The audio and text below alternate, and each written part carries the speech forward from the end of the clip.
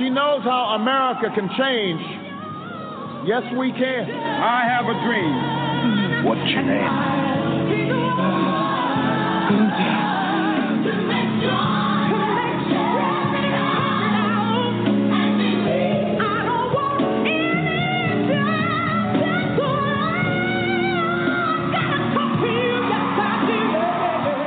We may be able to get a Negro president in less than 40 years. We hold these truths to be self-evident that all men are created equal. America, we have come so far. We have seen so much.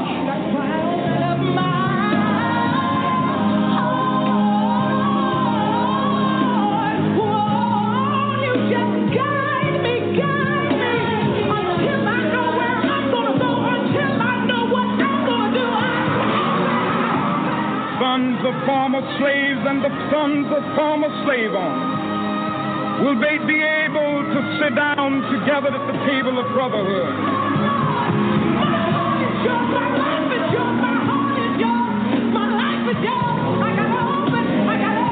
I just want to do God's will.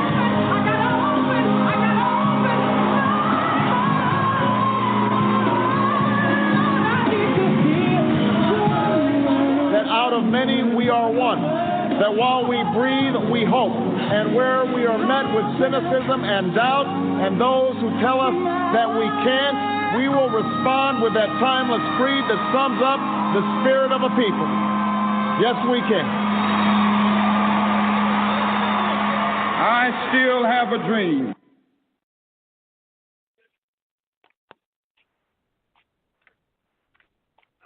Hey, Willie. Hey. Tell me a little bit about the mayor that you all just buried. I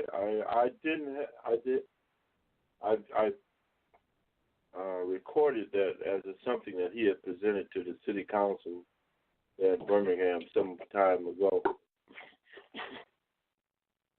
From your perspective, what about him? Why did they? Was he set up? Did he fall for some trap they put him in, or how did they get him in prison? They took him down for like bribery, but took him down for bribery. Yeah, bribery. He had took some money, some cash, and some clothes, little small stuff like that. But and I'm gonna say this because I gotta actually run. I gotta take care of some business. But I'm gonna say this before I go. All right. Okay. Matt Langford, he was a visionary, man, and had he not went to jail, Birmingham would have been a totally different city right now. See, a lot of white people didn't like it because they could control him. He was unapologetic. He spoke his mind. He was a visionary. And when I come on again, we'll discuss him a little bit more next time. Okay. I can get into more details about him. Okay. Well, look, I want to say this to you.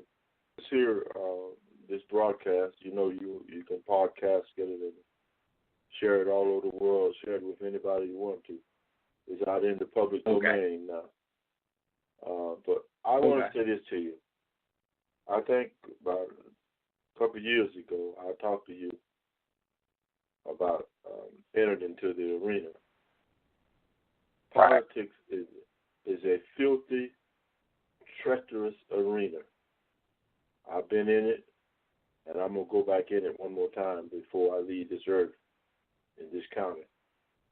But I want to tell you one thing that you can do. Hold yourself morally strong. Keep yourself spiritually strong. And get you a woman that surrounds you, that supports you. And keep God in front of it. And the last thing I'll tell you, if you go in the arena, never, Willie West, sell your sovereignty. Your sovereignty is who you are. Don't trade that for nothing. Once you trade your sovereignty, you are useless. You are like a rubber stamp that can be stamped and moved around at the will of other people. That's what I did. I never sold my sovereignty. And it was who you are. Don't sell yourself. Let God control you. Don't let no man control you. And so for your wife, you let her know. That's whenever you get married or whatever. You let her know who you are and what you want to do. And if she ever turns on you, it's you and God. You see what I'm getting at? You ain't got no God there. It's always you and God.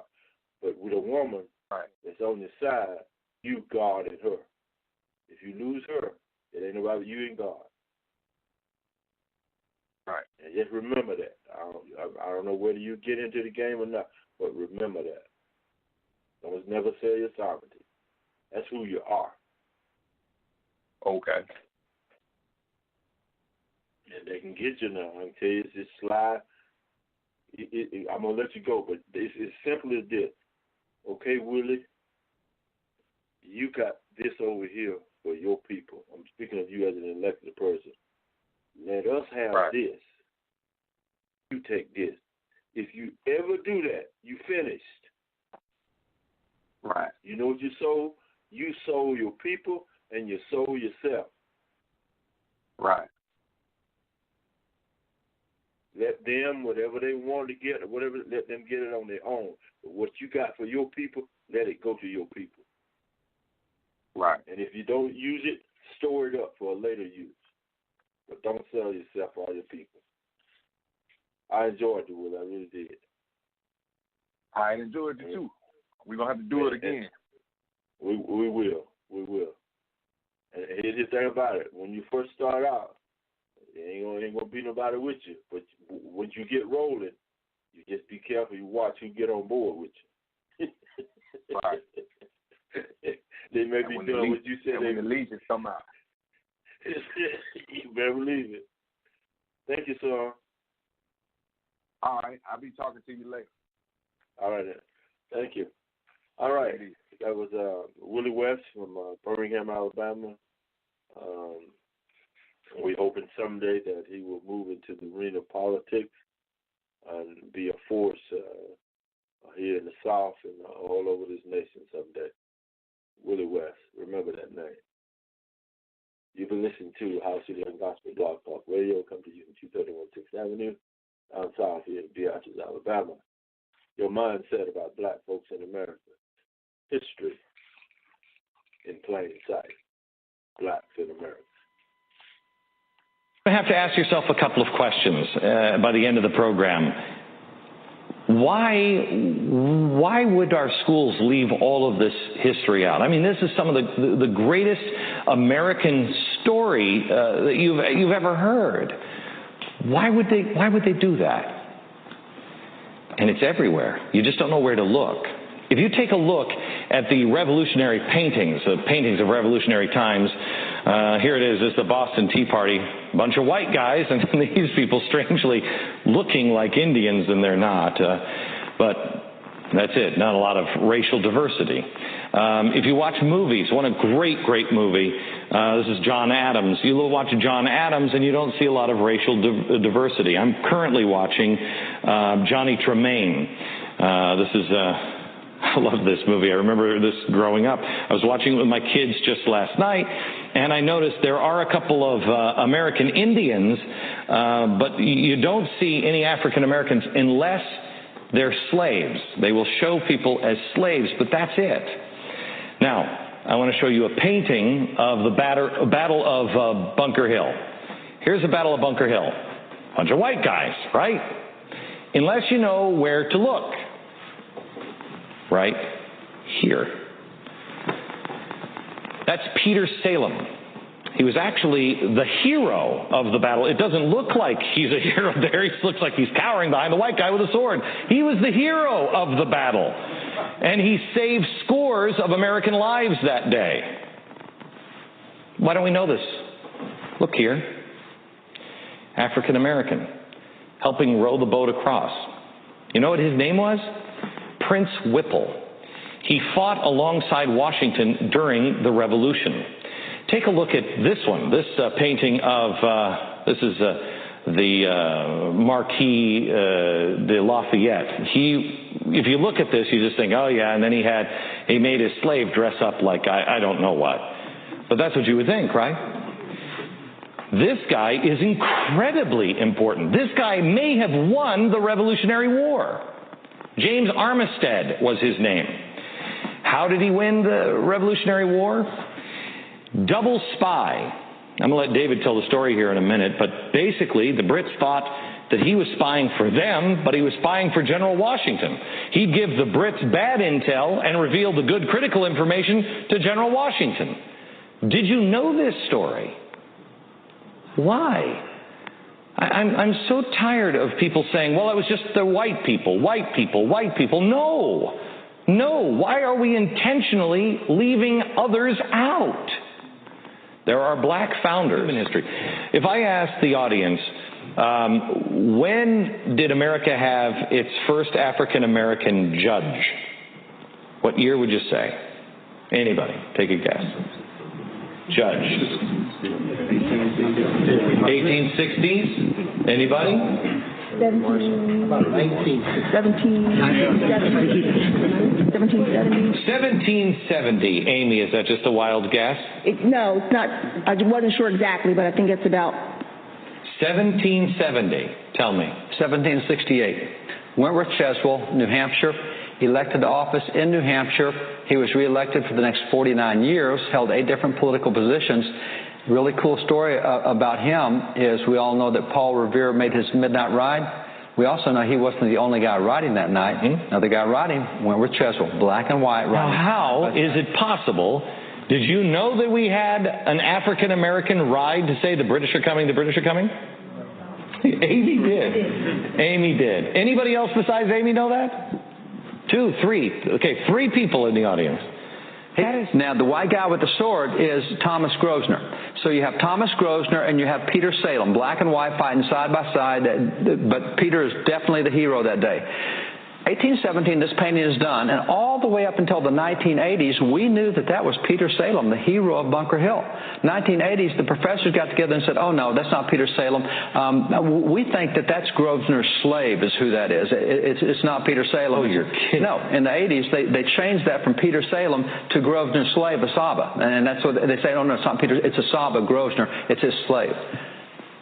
How come the guy who painted it and the guy who was there and the guy who saw it and painted what he saw had him as Peter Salem, and now we've all convinced, oh, no, it's just like...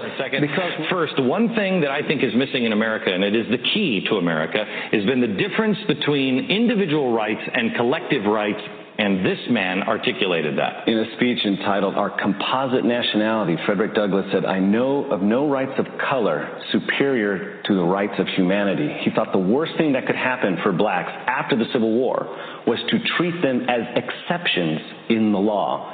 And so today, with the discursive logjam that we have over things like affirmative action and group rights, and the only thing that you get from government is if you ally with others who look like you or somehow are categorized like you. This goes into your theory that this is why this is not being taught, because you can't play the victim card. If you don't... It goes against the traditional victim narrative. After the Civil War, the history was actually written by the losers. That's the one time in history where the losers wrote the history. That's exactly right. Really interesting perspective. That's exactly right. All right, David, explain quickly. Let's go through these people. Let's go through these. This guy right here, this is Lemuel Haynes. Lemuel Haynes is a soldier in the American Revolution. He is a black preacher. He's the first black preacher ordained in America that was a pastor of a white congregation in Vermont, Massachusetts, New York, several places. A black professor in black a preacher, white... That's right, in a white church. Yeah, black minister. Black minister in a white church in 4 different states. He was ordained in the Congregationalist denomination in 1785. He's the first black to receive a master's degree in America. He got that in 1804 from Middlebury College. So Lemuel Haynes, every year on Washington's birthday, he preached a special sermon about George Washington, his commander-in-chief, in all of his churches where he was. Unbelievable. So we don't hear about Lemuel Haynes. This is Benjamin Banneker. I think he's the most brilliant scientist in American history. This guy, wow. Unbelievable what he did. He's the guy more so than Franklin? I would put Franklin and Banneker almost equal. Now, Franklin did a lot of inventions. This guy one time took a pocket watch. He taught himself how to read. He taught himself science. He wrote an almanac that 10 years